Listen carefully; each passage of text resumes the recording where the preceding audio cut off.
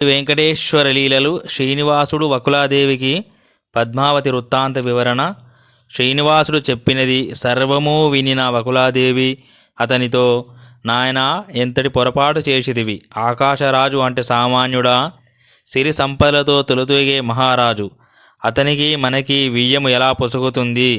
కయ్యమైన వియ్యమైన సమానమైన వాళ్లతోనే మంచిదని పెద్దల మాటలు వినలేదా? నీ మేలు కోరి చెప్తున్నాను, ఇక ఆ విషయం మర్చిపో. వారితో మనకేమి సంబంధం అన్నది. శ్రీనివాసుడు ముఖంలో చిరునవ్వు చిందిస్తూ, మాత, ఈనాడు నీకొక రహస్యము చెప్పుతాను. పూర్వకాలంలో నేను శ్రీరామ అవతారం ధరించినప్పుడు నేను లేని సమయము చూసి రావణుడు సీతను ఎత్తుకుపోయాడు. మార్గమధ్యంలో అగ్నిదేవుడు రావణునికి అడ్డుపడినాడు. అడ్డుపడి నేను అసలు సీతను అగ్నిచెంత దాచి ఆశ్రమమున మాయాసీతను ఉంచితి అని, అతడు తీసుకోబోతున్న సీత మాయాసీత అని నమ్మించాడు. మాయాసీత నాకెందుకని రావణుడు అగ్నిదేవునికిచ్చి వెళ్ళినాడు.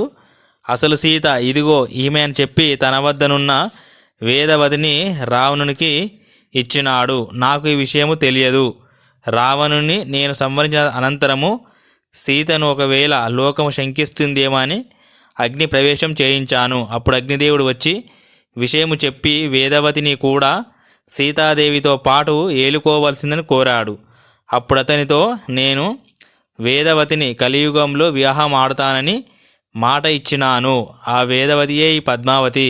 కనుకనే పద్మావతిని నేను వివాహం ఆడవలసి ఉన్నది అని వకులాదేవితో వివరముగా చెప్పినాడు. పద్మావతి ప్రణయబాధ అనుభవించుట, మనోవ్యాధితో మంచమెక్కుట. శృంగారవనములో ఎప్పుడైతే పద్మావతి వేటగాని రూపంలో ఉన్న శ్రీనివాసుని చూచినదో అప్పటి నుంచి ఆమెకు ఆ పురుషుని గురించిన ఆలోచనలే మనస్సులో మొదలడం ప్రారంభించాయి. కన్ను మూసినా తెరిచినా అతడే కనిపిస్తున్నాడు. అతడు తన హృదయంపై చెరగని ముద్ర వేసినాడు.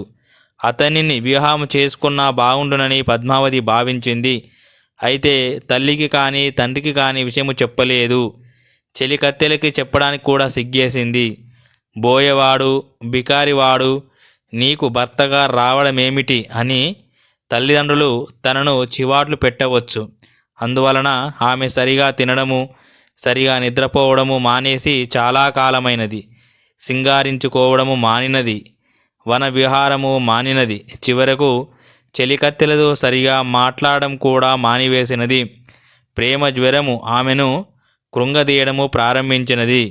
పద్మావతి మనోవ్యాధితో మంచమెక్కినది. ఆకాశరాజు, ధరణీదేవి విప్రవర్యులచే పద్మావతి ఆరోగ్యమునకై పూజలు, అభిషేకములు జరిపించారు. రాజవైద్యులు కూడా వైద్యం చేశారు. ఏమి చేయించినా ఆమె వ్యాధి కుదుట పడదని ప్రారంభించనే లేదు. పైగా ఆ వ్యాధి ఏ రోజుకారోజు పెరగసాగింది. ఇక్కడ పద్మావతి ఇలా ఉంటే శ్రీనివాసుడు ఎరకల సాని అయి సోది చెప్పుట. అక్కడ శ్రీనివాసుడు కూడా నిద్రాహారాలు మాని కాల పరిణామం తెలియకుండా అదే పనిగా పద్మావతిని గురించి ఆలోచించసాగాడు. శ్రీనివాసుని దిగులు వకులాదేవికి విచారణమయ్యింది. వకులాదేవి పరిష్కారం గురించి ఆలోచించసాగింది. శ్రీనివాసునితో ఆమె, నాయనా, నీ దిగులు చూస్తే నాకు మతిపోతుంది. బాధపడకు. ఆకాశరాజుగారి వద్దకు ఇంకా నేనే స్వయంగా వెళ్తాను. వెళ్ళి అన్నీ మాట్లాడతాను. మాట్లాడి ఈ నీ వివాహము ఎలాగైనా జరిపించాలని అర్థిస్తాను. శాయశక్తులా కృషి చేసి రాయబారము సాయించి వస్తాను. నీవు బాధపడకము, మానుకో అని నా నారాయణపురానికి బయలుదేరినది. పాపం వకులాదేవి శ్రమపడి వెళుతుంది, కానీ ఆకాశరాజు వాళ్ళు అంగీకరిస్తారో లేదో. అందుచేత ఈ లోపున దానికి బలముగా ఒక పథకం వేయవలసి ఉంది అని అనుకున్నాడు శ్రీనివాసుడు. సోదిని నమ్మే ఆచారం ఉన్నది కదా. అందుచే శ్రీనివాసుడు కనకాంబరము చీర కట్టాడు. కావి రంగు రవికే తొడుక్కున్నాడు. ముద్దొచ్చే పచ్చబొట్టు ముఖానికి పెట్టుకున్నాడు. కండ్లకు నల్లనైన కాటుక పెట్టుకున్నాడు. తల మీద సోదిబుట్ట పెట్టుకున్నాడు. ఈ విధముగా ఎరుకలసాని వేషము ధరించిన వాడై శ్రీనివాసుడు అచ్చు స్త్రీవలే తయారయి ఆకాశరాజు నగరంలో ప్రవేశించాడు. సరాసరి రాజభవనం చేరింది ఆ కొత్త సోది స్త్రీ. సోది చెబుతానమ్మా సోది అని బిగ్గరగా కేక వేసింది. ఆకాశరాజు భార్య ధరణీదేవి ఈ మాట విన్నది. పిలిపించి ఆమెను, మా అమ్మాయికి సోది చెప్పుము అంది. సరే అన్నది ఎరుకల సాని. పద్మావతిని బుట్టకి ఎదురుగా కూర్చుండజేసి చేతిలో విలువైన ముత్యాలు పోయించినది. గద్దె పలక ఉంటుంది కదా, దానికి పసుపు కుంకుమ పెట్టించింది. దేవతలను కొలిచినది. మూల దేవతలకు మొక్కినది. ఇక సోది చెప్పుట ప్రారంభించినది. ఇనుకోవే ఓ పిల్ల, వివరంగా చెప్పుదు, జరిగేదంతా నిజముగా చెప్పుదు. వనములో పురుషుని వలపుతో చూసి అతని నీ మనసులో అట్లే దాచావు. గుండెలో నతడు బాగుండినాడే పిల్ల, శృంగారవనములో శృంగార పురుషుడే. నన్ను ప్రేమింతువా అని అన్నందుకే నీవు రాళ్లతో కొట్టించు రాలుగాయి పిల్ల, వెన్నె వంటి మనసున్నవాడు, నిన్ను బోలిన బాధనున్నాడు వాడు. ఆ రోజు అడవి వాడనుకుంటివే వెర్రి, ఆదిదేవుడు నారాయణుడు అతండే, శ్రీనివాసునుగాను చెలుగుచున్నాడే. ఆకాశమే క్రిందుగా గమనించినను, భూమియే పైకి పోయిన ఏమైనా దంపతులగుదురు పెండ్లి జరిగి దిగులు నీ పెండ్లితో దిగునులే పిల్ల అని ఉన్నవి జరిగేవి వివరంగా సోది చెప్పినది. వారిచ్చిన కట్నము తీసుకొని వెళ్ళిపోయింది ఎరుకల సాని. వకులాదేవి రాయబారము సాగించిన విధము. ఎరుకసాని వేషము వేసుకొని సోది చెప్పిన వెనుక శ్రీనివాసుడు పద్మావతి గురించే ఆలోచించసాగాడు. పద్మావతి శ్రీనివాసునితో తనకు ఏ విధముగా పెళ్లి జరుగుతుందా అనే ఆలోచనలో పడింది.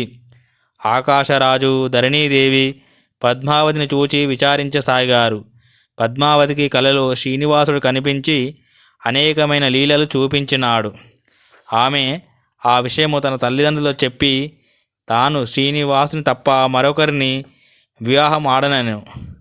ధరణీదేవి, ఆకాశరాజు కూడా తాము పెద్దలను సంప్రదించి ఆమె కోరిక తీర్చడానికి ప్రయత్నిస్తామన్నారు.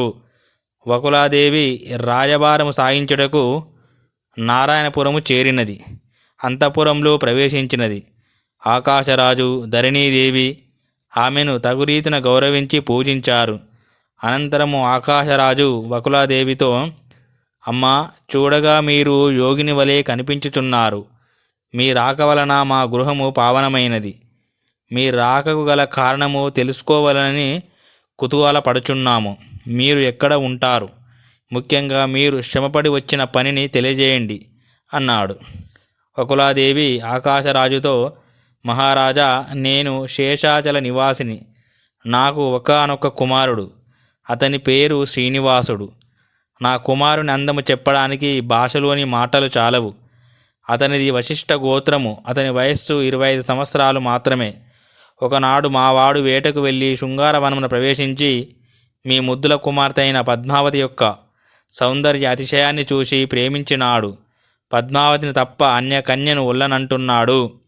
ఈ మాటలు అంటుంటే ధరణీదేవి, మా అమ్మాయి కూడా ఇంతే కదా అనుకుంది. వకులాదేవి చెప్పసాగింది, నా కుమారుడు 3 లోకాల్ని ఏలగల దిట్టడు. ఆ లక్షణాలన్నీ ఉన్నాయి. బుద్ధిమంతుడు, అందగాడు అయిన మా పిల్లవాడికి బుద్ధిమంతురాలు, సుందరి అయిన మీ కుమార్తెని ఇచ్చి వివాహం చేస్తే ఉభయత్రా బాగుంటుంది. కనుక మీరు సందేహించగా విధముగా చేయండి. మా వాడు దైవాంశుడే గాని మానవ మాతృడు కానే కాదు. సాత్విక భావం తొనికిసలాడే ఆమె పలుకులకు ఆకాశరాజు ఆనందించి, అమ్మా, మీరు ఉన్న విషయాలని చెప్పారు. ఈ విషయాలన్నీ మా పెద్దలతో కూలంకషంగా యోచించి ఏ విషయమైనా మీకు వర్తమానము పంపుతామన్నాడు. వకులాదేవి వారి వద్ద సెలవు గైకొని తిరిగి తన నిజస్థలానికి చేరుకుంది. ఓం శాంతి శాంతి శాంతి. హరి ఓం తత్సత్. సర్వం శ్రీరామకృష్ణార్పణమస్తు.